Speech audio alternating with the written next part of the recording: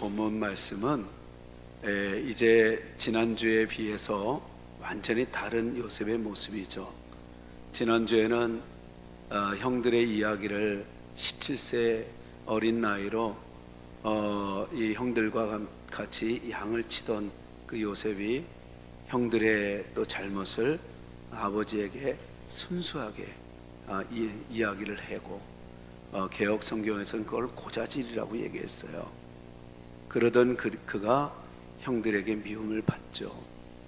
그 엎친 데 덮친 격으로 또 그는 아버지에게 또 편에 심으로 그 형들보다 더 많은 사랑을 받아요. 그래서 형들은 미워하고, 그리고 또 요셉에게 말을 할 때 우리 지난주 또 우리가 이제 말씀처럼 창세기 37장 4절에 형들이 그를 미워하고 그에게 편하게 말하지 아니하더라라고 얘기했던 것처럼 그냥 툴툴거리고, 요셉이 뭐라고 조금만 하면 저리 꺼져 건방지게 하고 이렇게 요셉을 늘 힘들게 했던 형들이에요. 그런데 이제는 12장으로 넘어가면서 이제 요셉을 하나님이 형들이 새기면서 양치는 것을 이제는 알고 이스라엘 아버지 야곱이 요셉에게 형들에게 보내죠. 그런데 우리가 읽지는 않았던 5절에서 11절이 요셉의 꿈이지 않습니까? 그런데 이제는 이 형들이 자기한테 절한다는 거예요. 그 꿈이 그렇다는 거예요. 형들이 갖다나 미워 죽겠는데 자기들의 인생보다 요셉의 인생이 최고가 된다는 거예요. 절을 한다는 거예요. 굴복한다는 거예요. 이게 말이 돼요? 얼마나 미웠을까. 또 두 번째 꿈은 이 별들의 꿈인데, 이 또 아버지까지 이 요셉에게 절을 한다는 거, 필요를 구한다는 거예요. 그러니까 형들이 너무너무 이 요셉이 미웠던 겁니다. 그런데 이 요셉이 아버지의 심부름으로 자기네들에게 오는 거예요. 그러더니 18절에 뭐라고 얘기를 하냐면 요셉이 그들에게 가까이 오기 전에 그들이, 그러니까 여기서 형들이죠, 형들이 이 요셉을 보고 뭐라고 얘기를 하냐면 죽이려고 꾀하니 이래요. 그러니까 죽일 마음이 올라온 거예요. 그전에는 미웠고 이제는 뭐예요? 죽일 마음, 살인할 생각을 가진 거예요. 그리고 그 살인할 생각, 그 미움으로 뭐라고 비웃냐면 서로 이르되 꿈꾸는 자가 오도다. 19절에 그래요. 꿈꾸는 자가 오도다. 그러니까 저거 꿈꾸는데 결국 우리 손에 죽을 거, 저런 형편없는 것이 저렇게 우리에게 오네 하고 한 구덩이에 이제 던져서 악한 짐승이 와서 그를 잡아먹었다고 거짓말하자, 아버지한테는. 그리고 우리가 그 꿈이 어떻게 되는가 이제 보겠다. 우리가 죽이면 그가 꾼 꿈이 도대체 어떻게 될 것인가 비웃으면서 보겠다는 거예요. 그게 형들의 마음이에요. 미움이 살인, 모의를 하고, 이 살인이 이제 이 요셉의 인생을 망치게 하려고 하는, 그 꿈을 무너뜨리려고 하는. 근데 그 꿈은 하나님의 꿈이었어요. 하나님이 요셉을 쓰시겠다는 하나님의 계획이었습니다. 하나님의 꿈은 반드시 이루어진다는 말씀이죠. 왜요? 거기에 바로 21절에 루벤이 갑자기 마음이 동요가 돼서 어떤 말, 요셉을 구원하려고 이렇게 얘기를 했죠. 우리가 그의 생명은 해치지 말자. 그러면서 형제들이 미움으로 죽이려고 했던 그 마음을 이제는 타협하면서 제안을 하죠.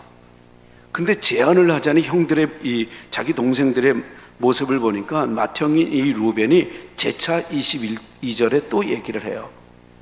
뭐라고 얘기하냐면 이제는 명령어로 얘기해요. 피를 흘리지 말라. 그리고 또 이 요셉에게 손을 대어서 그들에게 손을 대지 말라라고 큰 맏형이니까 이 명령조로 얘기를 해요. 그러니까 이 동생들이 주저한 거예요. 하나님은 그때서부터 역사하셨다는 거죠. 형들은 죽이려고 하는데 맏형이 먼저 딱 죽이지 못하게 하고.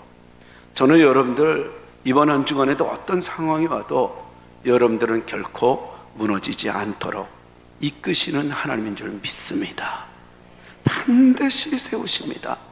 전혀 생각지 못했던 맏형 루벤의 마음이 바뀌듯이 여러분들을 도울 자를 하나님이 붙여주시고 또 상황을 만드시고 사건을 이끄십니다. 그러니까 우리는 자꾸만 망하는 것 같고 멸망하는 것 같고 우리는 희망이 없이 행동하는 것 같지만 그것을 하나님은 바꾸어서 이 창세기 50장 20절 말씀처럼 하나님은 어떤 분이냐, 요셉이 고백하기를 우리의 이 악을 하나님은 선으로 바꾸셔서 우리를 인도하시는 하나님이라는 거예요. 그러니까 여러분들이 보이는 상황이 절망의 현장이라 할지라도 그걸 신뢰하지 마시고 끝까지 여러분들과 함께 하시는 하나님을 신뢰하시기를 축복합니다. 축복합니다.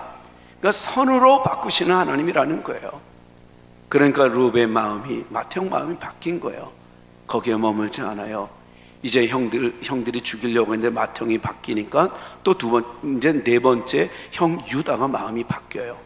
마음이 바뀌면서 우리 그래자, 그리고 구덩이에 넣어서 그를 그냥 죽이지는 말자. 그런데 거기에 미디안 상인이 이렇게 이제 애굽으로 가는 걸 보는 거예요. 그때 이 유다 넷째 형이 뭐라고 또 마음이 바뀌냐면 하나님 기가 막히게 역사하십니다. 유다의 마음이 어떻게 바뀌어요? 야, 그를 여기서 구덩이에 던질 게 아니라 저 미디안 상인에게 돈을 받고 팔자. 그러니까 이들이 좋게 여겼다고 그래요. 그러니까 희한하죠. 사람의 마음이 이상하게 그렇게 움직이는 거예요. 그래서 유다마저도 이제는 요셉을 팔아먹으려는 생각을 가졌어요. 악한 마음, 미웠거든요. 그래서 죽이지 말고 맏형 말처럼 죽이지 말고 우리 팔아먹자. 그러니까 이 형제들이 그래, 애국으로 팔아서 저거 이제 노예가 되고 평생, 그래서 우리가 저가 꾼 꿈이 어떻게 되는가 한번 우리가 보자. 비웃으면서 꿈꾸는 자라고 얘기를 했던 거예요. 그러던 이 요셉이 이제는 그 13년 동안에 고생 그 억울한 삶, 옥살이 하는 삶, 노예의 삶, 언어도 맞지 않아요. 기후도 맞지 않아요. 어린 이 요셉 17세의 어린아이가 18세, 이제는 20세가 돼요. 그리고 이제는 25세가 돼요. 그리고 30세가 돼요. 30세가 딱 될 때 정말 그의 꿈대로 애굽의 이 국무총리가 되는 거예요. 왕 다음에 높은 총리가 돼버려요. 그러고 나서 그가 이제는 세월이 좀 어느 정도 지났을까요? 이제는 그 야곱과 그리고 형들의 그 일행들이 극심한 이 그 흉년에 이제는 더 이상 먹을 것이 없으니까 이들이 애굽에 좋은 총리가 있는데 기가 막히게 머리가 비상하더라. 그래서 이제는 7년 동안의 흉년이 와도 충분히 먹을 수 있는 이 음식들을 저장한 최고의 총리가 있더라 소문을 들어요. 그래서 애굽에 가서 우리가 갖고 있는 이 물건들을 줘서 물물교환처럼 양식을 얻어오자. 누가 갈래? 얘들아, 너희들 갔다 오렴. 그리고 이제 막내 아들 요셉의 친동생인 이 막내 아들은 요셉이 그렇게 사랑했던 요셉이 죽은 줄 알았던 이 아버지 야곱은 이제는 그의 동생 베냐민을 더더욱 사랑하게 됐어요. 그래서 베냐민은 내가 잃어버리면 내가 차라리 죽으리라. 그리고 베냐민을 어떻게 해서라도 보호하려고 했었던 이 야곱의 마음이에요. 그래서 형들은 보냈어도 베냐민을 안 보냈던 거예요. 그리고 이제 형들은 그 아버지의 신분으로 먹을 양식을 얻으러 애굽으로 갔는데 그 요셉을 만나요. 근데 총리를 만나니 형들이 고개를 들 수 있겠어요? 고개를 숙여서 양식을 구하러 왔다고 하죠. 근데 요셉은 딱 보니까 한눈에 형들인 줄 알게 된 거예요. 그리고 완전히 옷을 바꿔 입고 그 위엄에 있는 그 보좌에 앉아 있는 요셉의 이 모습을 이들은 상상치도 못하는 거예요. 이들의 마음속에는 이제는 아버지가 매일 눈물을 흘리며 또 요셉을 그리워하고 베냐민을 사랑하는 모습을 한 해 이렇게 보면서 형들의 마음도 녹아지기 시작해요. 우리가 너무 못됐구나. 내 동생 요셉을 이 노예로 팔은 것도 이거는 큰 실수였구나, 잘못이구나. 그들은 깨우치기 시작해요. 형제는 이래서는 안 되는데, 이런 마음을 갖기 시작하죠. 그러던 터에 이제는 요셉에게 딱 갔는데 요셉인 줄 모르고 이제는 그 양식을 구하는데 요셉이 딱 보니까 시험하고 싶은 거예요. 형들의 마음은 어떨까? 여전히 그 악한 마음으로 나를 미워하듯이 그런 악한 서로 자기 이기심에 빠져 있는 그런 형들일까? 그리고 이제 시험하기 위해서 어떤 일들을 시키는데 이 시험에 딱 걸려들고 말아요. 그 이야기는 여러분들 성경을 꼭 보세요. 근데 어찌됐든 간에 그 시험에 걸려든 이 형들이 이제 아는 거예요. 이걸 어떻게 하면 좋을까? 왜냐하면 그 시험 중에 하나가 그 아버지의 생명과 같은 이 베냐민 막내 동생을 데리고 오라는 거예요. 요셉이 너희들 양식을 주지 않는 거는 둘째치고 내 물건을 훔쳐간 거 이건 무슨 죄니? 그러면서 이제는 그 전에 이제는 베냐민을 데리고 와야지 내가 양식을 주겠다 그랬는데 베냐민을 데리고 왔는데 이놈은 베냐민이 요셉이 자기의 물건을 훔쳤다고 이제는 작전을 짠 거예요. 그러니까 이 베냐민을 놓고 가라 했더니 이제 네 번째 유다, 이 형. 여러분 유다는 예수 그리스도의 족보에 들어간 축복의 사람입니다. 그런 이 유다가 메시아 예수님의 그 그림자처럼 이렇게 행동을 해요. 베냐민을 차라리 여기다 놓고 우리 보고 간다는 것은 우리 아버지 죽이는 것과 같은 거예요. 우리가 또 과거에도 그런 몹쓸 잘못을 했는데 이 베냐민 막내 동생까지 여기다 놓고 간다면 그거는 안 됩니다. 차라리 내가 죽겠습니다. 내가 여기서 남아서 당신의 고초를 받고 당신의 내가 말을 들으며 우리 형제들이 돌아오기까지 내가 여기서 고난을 당하겠습니다. 예수님의 모습을 보여주죠. 그때 이 요셉은 형들이 정말 자기밖에 몰랐던 개인주의 그리고 또 욕망에 빠져 있고 서로 이기주의적 그런 사고방식으로 갖고 있던 형제들이 이제는 베냐민 자기 동생을 위해서 대신 죽겠다는 탄원서, 신금을 울리는 유다의 탄원서에 요셉은 마음이 바뀌어요. 그리고 형들이 그렇게 나를 미워했던 형들이 이미 바뀌어 회개하고 이제는 정말 자기들이 잘못한 걸 알고 서로를 위하고 공동체가 하나가 되었음을 볼 때 그는 1절의 오늘 본문에 그렇게 해서 시작을 했던 거예요. 요셉이 시중하는 사람들을 보는 앞에서 어떻게 해요? 그 정을 억제하지 못하고, 여기서 이 정을 억제하지 못했다는 것은 형들을 향한 사랑의 마음, 용서의 마음, 미웠던 그 마음이 싹 사라지고 사랑의 마음, 용서의 마음, 그리고 그들을 충분히 이해하는 마음으로 충만해갖고 억누를 길이 없었다는 거예요. 그래서 사랑의 최고조의 이 모습을 요셉이 오늘 이 정을 억제하지 못하고 이렇게 1절을 시작했던 겁니다.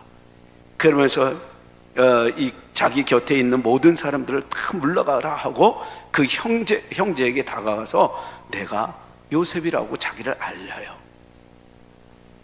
그런데 그렇게 무서웠던 총리가 자기네가 그렇게 미워서 죽이려고 했던 그 요셉이라고 하니 형들의 마음은 어떨 것 같아요? 그 요셉은 2절에 크게 이 형들이 회개하고 또 사랑으로 하나가 되니까 크게 눈물을 흘리는 이 요셉의 마음을 보여줘요. 저는 여기서 오늘 저와 여러분들이 이런 하나님의 음성을 들었으면 좋겠어요. 성도들은 한 형제요, 한 몸이에요. 우리는 그래서 서로의 아픔을 같이 나눌 줄 알고, 또 가족 공동체도 그렇죠. 우리는 서로를 위해서 울 줄 아는 사람이 돼야 돼요. 우리의 감정이 악으로 죄로 끼치면은 크게 서로에게 상처가 돼요. 이 감정이 언어도 감정에 따라서 바뀌어요. 상처가 되지만 하나님의 사랑과 선으로 감정을 대하면 눈물이 나오고 위로가 되고 격려가 되고 감사가 나오는 것 아니겠어요? 2절에 요셉이 형들을 보고 크게 울었는데 그 울음소리가 애굽 사람에게 들리고 이 애굽 사람에 들리는 것을 끝나는 게 아니라 바로의 궁정까지 들리더라, 들리며 들리더라 라고 우리 그 번역서는 수동태로 했는데 실질적인 원어는 능동태예요. 이들이 그것을 듣고 가만히 있지 않고 바로 궁정에 가서 이것을 알렸다는 이야기예요. 그러니까 이 사랑은 늘 언제나 은혜는 수동태입니다. 하나님께 우리가 받는 거예요. 우리가 노력해서 은혜를 받는 게 아니에요. 여러분, 우리가 노력해서 받는 것 같으면 여러분, 하나님은 더 이상 하나님이 아닙니다. 내가 노력해서 천국 가고, 내가 노력해서 응답을 받고, 내가 노력해서 하나님을 만나고, 내가 노력해서 천국을 만든다는 것은, 그거는 여러분, 그건 하나님이 아니에요. 우리는 전적인 하나님의 은혜로 하나님을 알게 되고 하나님을 믿게 되는 거예요. 그래서 은혜는 수동태예요. 그러나 이 받은 은혜를 전하는 것은, 우리에게 전하는 자세는 능동태, 우리가 해야 될 일이라는 거예요. 그래서 우리는 사람들에게 하나님의 사랑을 알리려는 능동태, 적극적인 자세를 가져야 한다는 거예요. 그리고 은혜는 하나님이 주시기를 구하는 마음만 우리가 구하는 거예요. 그래서 이제는 2절에 이 우는 자가 되었던 요셉의 마음 다 녹아질 대로 녹아졌어요. 눈물을 흘려요. 그러면서 오늘 이 본문 말씀 15절까지의 말씀 속에 저는 여러분들에게 이 말씀 5절과 7절과 8절을 집에 가서도 또 읽고 또 읽고 또 읽으면서 하나님의 절대적인 주권과 섭리를 믿는 믿음으로 한 주간 내내 하나님 안에서 승리하는 여러분들이 되기를 진심으로 축복합니다. 축복합니다. 그래서 5절, 7절, 그 다음에 8절을 달달달달달 이렇게 여러분들이 외우세요. 왜요? 요셉의 고백은 곧 하나님의 마음이었기 때문에 그래요. 요셉은 자기의 인생을 되돌아보니까 형들이 자기를 바른 것이 아니라 하나님이 미리 먼저 오게 하신 거예요. 하나님이 섭리하신 거예요. 하나님이 역사하신 거예요. 내가 이렇게 고생한 것도 우리 형들을, 그리고 우리 아버지를 그 꿈처럼 위대한 존재로 만들기 위하여 하나님이 훈련하신 그 과정이라는 거예요. 그래서 이 모진 훈련을 이겼더니 결국은 이기는 인생이 되었다는 거예요. 이게 이제는 이 요셉의 전체적인 내용이죠. 이럴 때 우리는 이걸 잊지 말아야 돼요. 요셉의 입장에서 형들의 허물을 허물로 보지 않았다는 거예요. 형들이 자기를 미워하고 팔아먹으려고 죽이려고 했던 그 허물, 분명히 그건 나빠요. 그런데 되돌아보니까 그 허물과 그 나쁜 것 때문에, 그 고난 때문에, 그 고통 때문에 사람이 겸손해지게 되잖아요. 그러니까 우리는 그 고통이 나쁜 게 아니라 나를 더 나은 삶으로 선으로 바꾸시는 하나님의 은혜를 우리는 기억할 때 우리는 웃을 수 있고 인내할 수 있고 이겨나갈 수 있습니다. 저는 여러분들에게 주어진 그 못난 그런 모습들, 그런 연약한 모습들이 보이거든. 여러분, 그것 때문에 여러분들의 교만이 사라지고, 그것 때문에 여러분들의 고통이 사라지고, 그것 때문에 여러분들의 오만함이 사라지고, 겸손한 하나님의 은혜를 마음껏 누리는 축복의 사람이 된다는 사실을 기억하시기 바랍니다. 그래서 고난이 우리에게 유익한 거예요. 그러지 않으면 기고만장해요. 우리는 내가 기도하는 대로 되네, 그러면서 하나님을 나에게 맞추는 거예요. 우리가 하나님께 맞추질 않아요. 요셉은 알았어요. 내가 그렇게 힘든 일, 내가 그렇게 억울했던 그 일들, 나를 이렇게 만드시려고 훈련하신 거구나. 모진 고난의 그 훈련이 결국은 하나님의 축복이었음을 고백하죠. 우리 다 같이 한번 5절 말씀 읽어보겠습니다. 시작. 당신들이 나를 이곳에 팔았다고 해서 근심하지 마소서, 한탄하지 마소서. 하나님이 생명을 구원하시려고 나를 당신들보다 먼저 보내셨나이다. 하나님은 이미 과거에, 지금 현실에 있지만 과거에 이미 준비하신 대로 이끌으셨다는 걸 얘기하고 있어요. 그러니까 형들이 나를 애굽으로 팔아 넘겼다고 해서 걱정하거나 두려워하지 말라는 거예요. 다 하나님의 뜻이었다는 거예요. 그러니까 우리 식구들을 생명에서 구원하시려고 하나님께서 미리 자기 자신을 미리 애굽으로 보내신 것 아니냐, 이걸 강조하고 있는 거야. 두려워하는 형들에게. 그러면서 허물이 있는 그 형들에게 요셉은 허물로 보지 않고 그 허물이 결국은 우리 가문을 축복하는 그런 또 과정의 모습이었다는 거예요. 그러면서 형들에게 뭐라고 얘기는 한마디로 비관하지 말라는 거예요. 자신의 잘못 때문에, 연약함 때문에 비관하지 말라는 거예요. 저는 이때 저와 여러분들에게 이렇게 선포하고 싶어요. 하나님이 분명히 말씀하시기를 오늘 5절 말씀을 통해서 과거에 얽매이지 말라는 거예요. 여러분, 과거에 얽매이지 말고 지금이 중요한 겁니다. 오늘이 중요한 겁니다. 오늘 은혜를 받으십시오. 오늘 동행하십시오. 오늘 함께 하십시오. 여러분, 이게 우리에게 주신 이 메시지요. 이게 믿음이에요. 그러니까 비관하지 말라는 거예요. 저는 여러분들이 어떤 상황에도 여러분들 자신을 비관하지 마십시오. 여러분들의 인생이 어떤 인생이에요? 하나님이 준비하고 있는 그런 준비된 존재임을 믿을 때 우리가 무엇을 걱정할 수 있겠어요? 하나님이 여러분들을 위하여 지금도 준비하고 계십니다. 과거에 얽매이지 말라는 하나님의 음성이 들려지기를 축원합니다.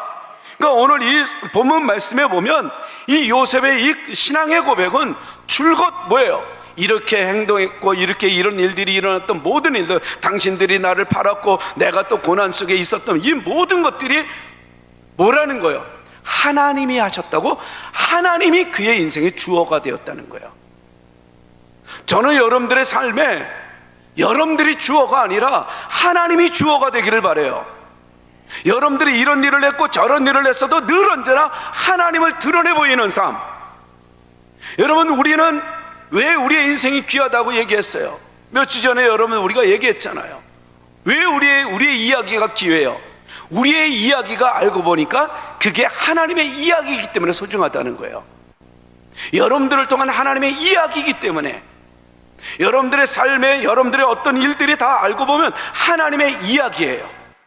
그래서 소중한 거예요. 그래서 이 요셉의 이야기는 한 인간의 고난과 역경에도 불구하고 승리한 사실에 대한 간증에 머물질 않는다는 거예요. 우리는 간증을 할 때 하나님은 나를 이렇게 어려운 가운데서 내가 믿음으로 이겼더니 하나님이 이렇게 승리케 하더라, 이런 간증을 할 수 있어요. 예, 당연하죠. 그게 간증일 수 있어요. 고쳤습니다, 이끌으셨습니다, 해결해 주셨습니다, 이게 간증이에요. 그러나 여기에 이거는 소극적 간증이라는 거예요. 하나님이 원하는 간증은 그런 간증을 뛰어넘어서 하나님이 택하신 백성을 어떻게 한다는 거예요? 보존하고 그 언약을 계승시키려는 창조주 하나님의 오묘하신 섭리가 늘 그 삶 속에 주제를 이루는 그런 이야기로 나누는 것. 그러니까 이것은 하나님이 하셨고, 이것은 하나님이 역사하셨고, 이것은 늘 하나님이 주제가 되어서 이야기하는 간증거리가 진정한 간증이 될 수 있고 우리에게 도전이 될 수 있다는 거예요. 저는 여러분들이 늘 하나님의 이야기를 하는 간증자가 되기를 축복합니다. 축복합니다. 피곤하지 말아야 돼요. 그래서 우리는 이번 주에 우리가 큐티해야 될 내용은 자신의 인생을 하나님의 주권과 섭리의 관점에서 해석하는 요셉을 보면서 묵상해야 돼요. 현재 나의 어려움이나 고난의 상황을, 나의 연약한 상황을, 나의 좌절로 이끄는 나의 못난 이 상황을 하나님의 관점에서 본다면 왜 이런 상황이 주어졌을까? 우리는 묵상해야 돼요. 그래야 거기에 답이 있어요. 두 번째, 하나님 우리 한번 보십시다. 7절 우리가 외우고 또 외워야 될 말씀, 7절을 한번 보십시다. 다 같이 시작. 하나님이 큰 구원으로 당신들의 생명을 보존하고 당신들의 후손을 세상에 두시려고 나를 당신들보다 먼저 보내셨나이다. 우리가 5절에도 나를 당신들보다 먼저 보내셨나이다. 먼저 보냈고 먼저 이 일을 해결했다는 거예요. 그러니까는 성경에는 계속해서 우리에게 이야기하기를 뭐라 그래요? 하나님은 먼저 행하시는 분이다. 그리고 하나님은 3일 후에 먼저 앞서 계시는 하나님이라고 얘기하잖아요. 저는 여러분들 3일 후면은 지금부터 수요일이에요. 수요일날 이미 하나님 거기서 계셔갖고 지금 일하고 계시고 여러분들을 맞이할 준비를 하고 계시는 하나님인 줄 믿습니다. 그런데 우리가 무엇이 두려워요? 무엇이 우리의 못난 모습을 자꾸만 좌절하게 만들 수 있겠어요?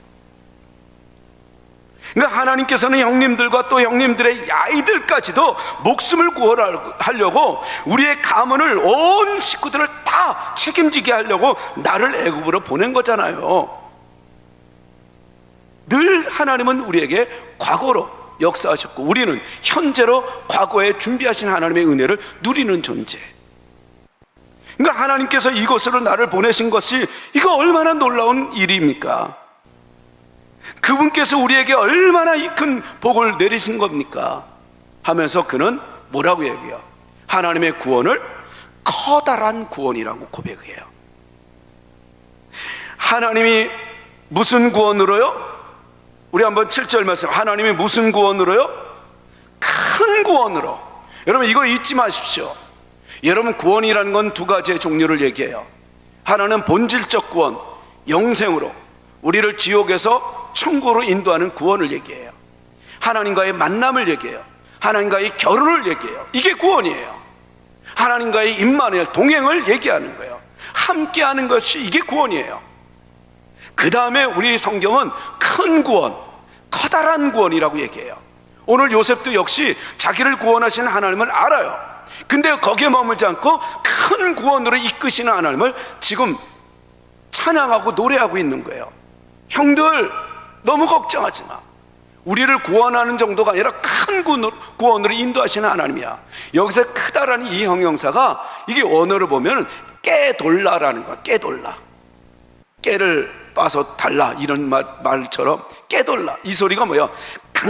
하나님의 이 구원은 그냥 단순히 우리를 이 땅에서 살다가 천국으로 인도하는 구원의 본질에 머무는 게 아니라 이 땅에 사는 동안에 우리의 삶 속에 필요한 것들을 강력한 능력으로 역사하시는 하나님, 풍성하게 더 나은 삶으로 누릴 수 있도록 이끄시는 하나님을 지금 얘기하는 거예요. 저는 여러분들이 단순히 구원에 이르는 하나님에 머물지 않고 큰 구원, 커다란 구원, 깨돌라의 이 은혜가 있는 이 구원의 누림을 누리는, 그리고 그 은혜를 보여주시는 그 하나님을 이번 주에 여러분들의 하나님이 되기를 축원합니다. 그 하나님을 믿게 되기를 축복합니다. 하나님은 강력히 역사하셔요. 풍성하게. 그러면서 이거를 더 강조하려고 이 요셉은 깨돌라라고 얘기했던 거예요. 큰 구원이라고 상징적이고 이미지로 보여주는 이 하나님. 이번 한 주간에도 우리가 그런 하나님을 믿어야 되지 않겠어요? 하나님은 단순히 우리를 구원하기 위함이라면, 여러분들 예수를 믿으면 구원에 이르러요. 그러면 우리는 구원에 이르렀으면 지금 이 땅에 있지 않고 우린 천국에 가 있어야 돼요. 근데 하나님은 그런 구원에 머물지 않아요. 우리를 이 땅에 존재하게 하신 이유는 큰 구원을 누리게 하려고. 그래서 우리는 수명으로 사는 사람이 아니라 사명으로 사는 자예요. 여러분, 사명이 있는 한 어떤 것도 여러분들을 해할 수 없습니다. 하나님이 문을 열면 닫을 자가 없어요. 닫으면 열 자가 없습니다. 내게 사명이 있는 한 그 인생 하나님이 책임지십니다. 수명을 다해서 죽는 존재가 아니었어요. 그래서 큰 구원이라고 강조를 했던 겁니다. 커다란 구원을 얘기했던, 그러니까 로마서 8장 38절 39절에 그렇게 얘기를 했던 거예요. 내가 확신하노니 사망이나 생명이나 천사들이나 권세자들이나 현재 일이나 장래 일이나 능력이나 기쁨이나 높음이나 다른 어떤 피조물들이라도 그리스도 예수 안에 있는 우리 하나님의 사랑에서 끊을 수 없다고 얘기해요. 누가 하나님과의 우리의 사랑에서 끊을 수 있느냐고 얘기해요. 큰 구원으로 이번 주에도 여러분들 인도하실 하나님을 믿습니다. 뭐예요? 구체적으로 역사하시는 하나님을 믿는다는 거예요. 여러분, 우리가 천국에 가는 그 구원에 머물지 말고 생활 속에서 같이 함께 하시고 역사하시며 여러분들을 강력하게, 때로는 풍성하게 이끄시는 하나님을 여러분 기억하여 그분을 의뢰하며 그분의 섭리 속에 여러분들이 존재한다는 사실을 믿는 믿음으로 한 주간 승리해 나가시기를 축원합니다. 축원합니다. 우리는 커다란 구원으로 인도받는 하늘의 향기였던 거예요. 그래서 우리에게 주시는 이 메시지가 뭐예요? 보라라고 얘기하라는 거예요. 보라, 하나님이 이렇게 역사하시지 않냐? 그날이 여러분들에게 반드시 올 것입니다. 그리고 또 일찍 응답이 되어서 이번 주에도 보라, 하나님이 역사하셨잖아, 하나님이 역사하시잖아, 보여주는 여러분들 되기를 기대합니다. 여러분, 이게 바로 커다란 구원을 누린 자예요. 커다란 큰 구원을 누리는 자는 바로 하나님의 구원의 역사하심을 풍성하게 이끄시는 그것을 보여주는 그런 믿음이었던 것입니다. 그래서 자신을 노예로 판 형들을 용서하고 화해의 입맞춤과 포옹하는 그 요셉을 보면서 우리는 묵상해야 돼요. 나를 힘들게 했던 사람들에 대해서는 어떤 마음을 품고 있는가를 다시 한번 되돌아봐야 돼요. 나를 실망 주고 나에게 힘들게 했던 그 사람을 나는 지금 어떤 마음을 품고 있는가? 정말 그 사람과 화해하고 싶다면 나는 어떻게 전해야 될 것인가? 왜요? 내 모든 과정은 알고 보니 하나님의 섭리와 주권 속에 있기 때문에 이런 여유로운 생각을 가질 수 있다는 거예요. 하나님은 오늘 우리 8절에서 이렇게 얘기합니다. 성도는 모든 일들이 하나님께서 주관하신다는 것을 아는 지혜로 세상을 이기는 자였다는 거예요. 저는 여러분들이 하나님의 주권과 섭리 아래에 있기 때문에 여러분들은 이기는 자였고 이길 수 있는 자였고 앞으로도 이길 것입니다. 저는 이런 하나님을 믿습니다. 왜요? 8절 한번 보세요. 다 같이 시작. 이리로 보낸 이는 당신들이 아니요 하나님이시라. 하나님이 나를 바로에게 아버지로 삼으시고 그 온 집의 주로 삼으시며 애굽 온 땅의 통치자로 삼으셨나이다. 하나님의 구원의 역사, 큰 구원의 역사를 보세요. 어떻게 역사하고 있어요? 그의 축복을 하나로 멈추지 않고 점층적으로 강함을 보여주잖아요. 깨돌라의 은혜를 보여주잖아요. 점점점 커다란 구원을 보여주잖아요. 맨 처음에는 여러분 그 개인의 아비예요. 바로의 집이에요. 그 다음에 온 집의 주로, 그 다음에 온 땅. 점점 이 하나님의 축복의 권력의 관계가 3단계로 커가는 것을 볼 수가 있어요. 여러분, 하나님의 은혜는 점점점 더 좋은 거예요. 점점점 더 좋은 거예요. 그래서 우리는 내 고집으로 살 것이 아니에요. 과거에 매일 게 아니에요. 비관할 게 아니에요. 내 연약한 모습으로 고집으로 살 게 아니에요. 아무리 되풀이 돼도 여러분들 계속해서 하나님은 그래도 또다시 사람을 붙여줘요. 그리고 또 기다려줘요. 그러니까 하나님의 이 축복은 좀 빠르냐 아니면 좀 기냐 차이지 우리는 결코 이기는 자가 될 것입니다. 반드시 이기는 자가 돼요.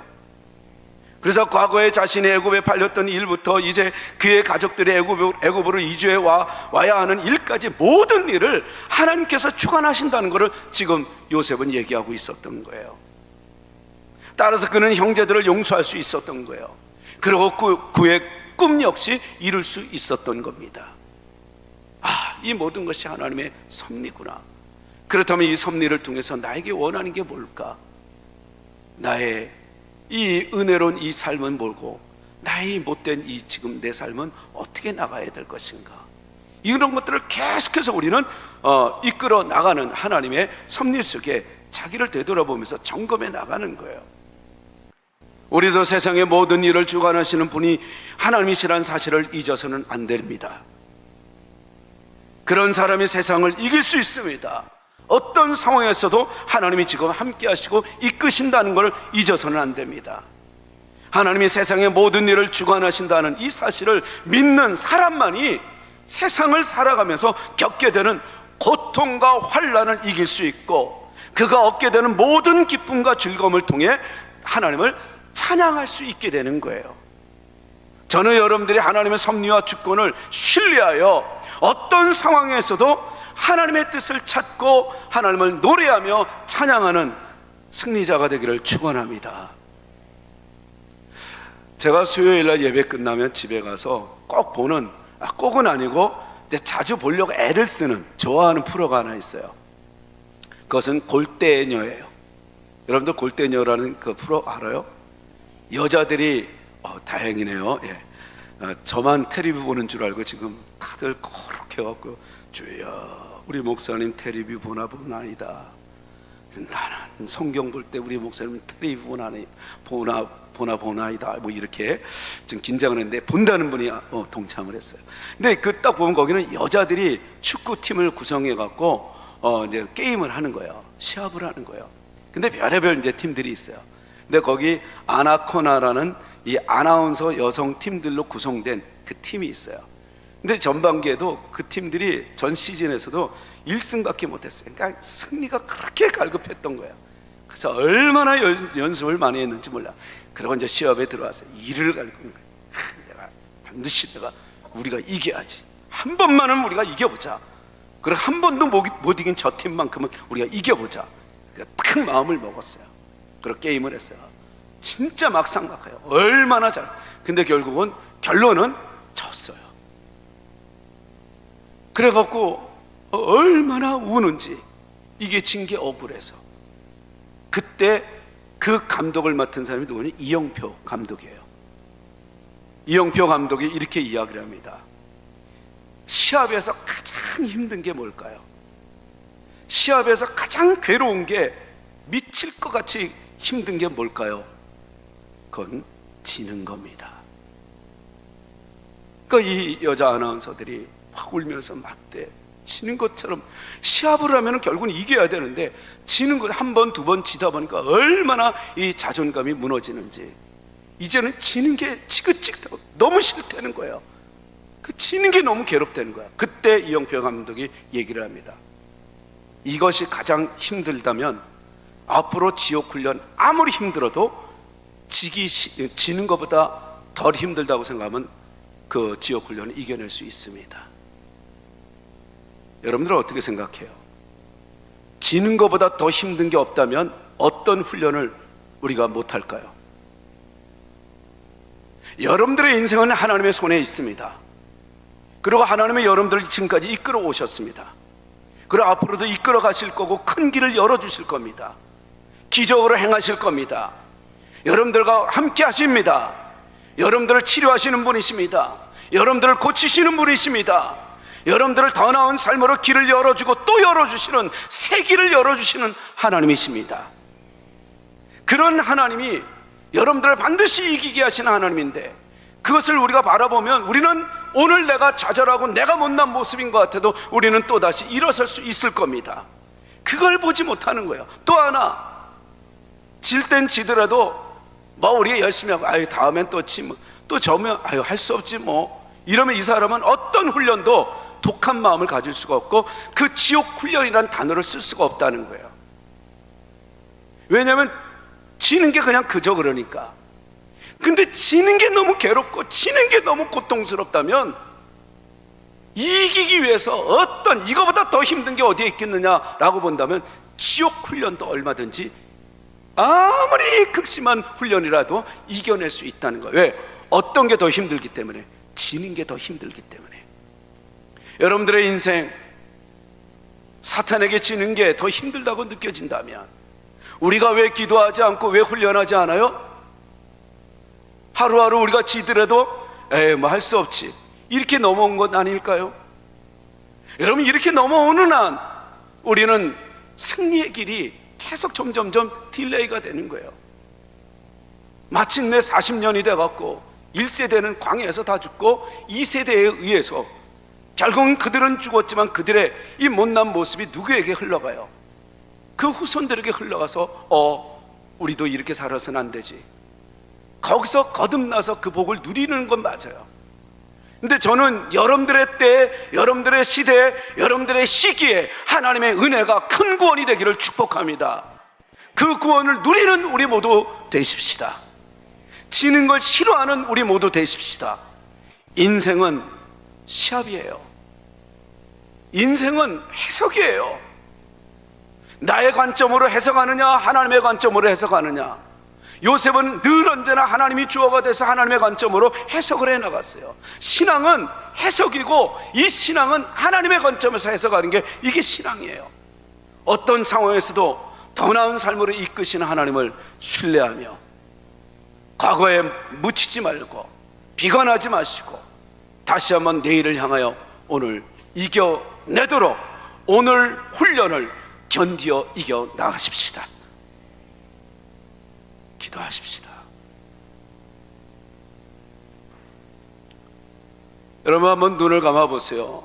제가 오늘 어제 여러분들에게 카톡으로 다 보낸 그 말씀, 혹시 받지 못한 사람들은 왜 받지 못했는가를 다시 한번 생각하면서 매주 주일날 이 같이 찬양할 수 있도록 카톡을 올려드립니다. 이 찬양이 얼마나 우리에게 큰 힘이 되는지 몰라요. 이 단어는 큰 길을 여시는 하나님인데, 이거를 이 영어로 얘기하면 위메이커예요.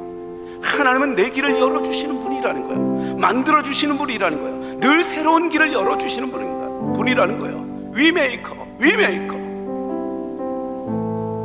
정말 그분은 늘 언제나 우리에게 위메이커가 되었어요. 가사는 이래요. 주님, 여기 지금 우리와 함께 하십니다. 그래서 주님을 경배합니다.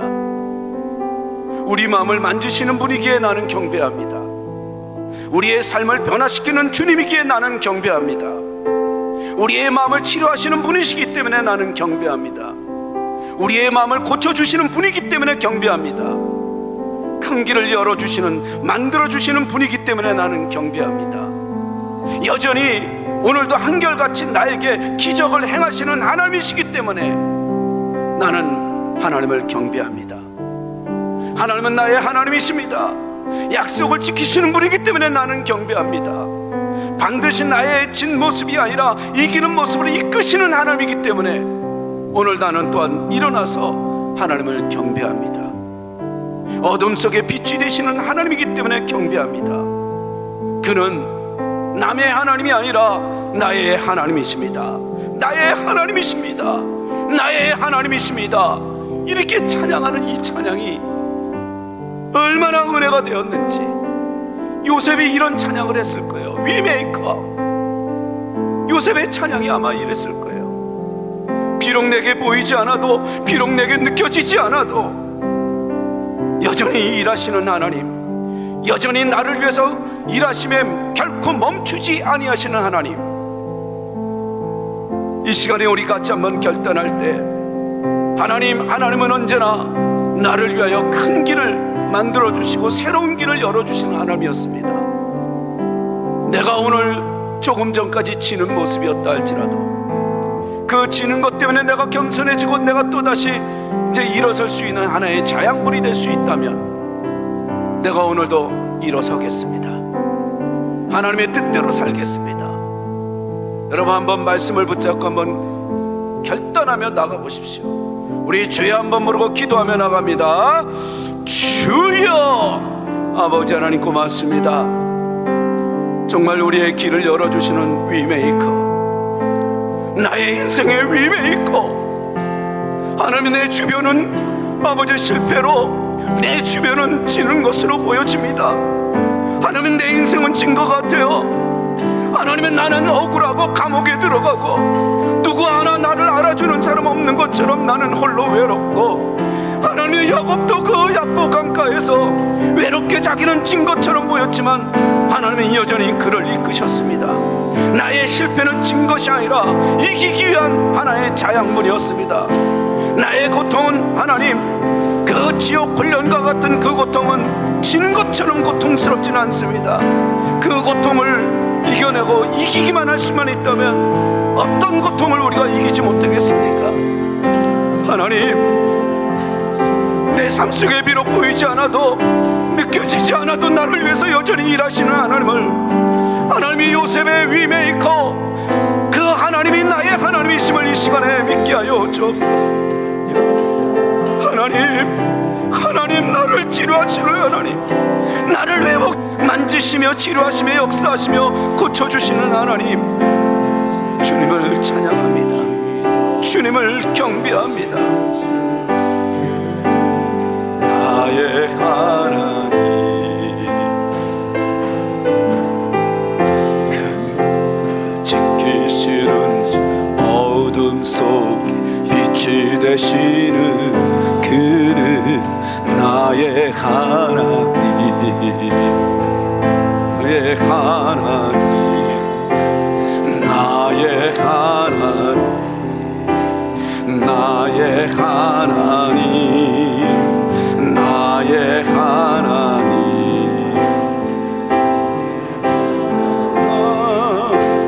편드시는 주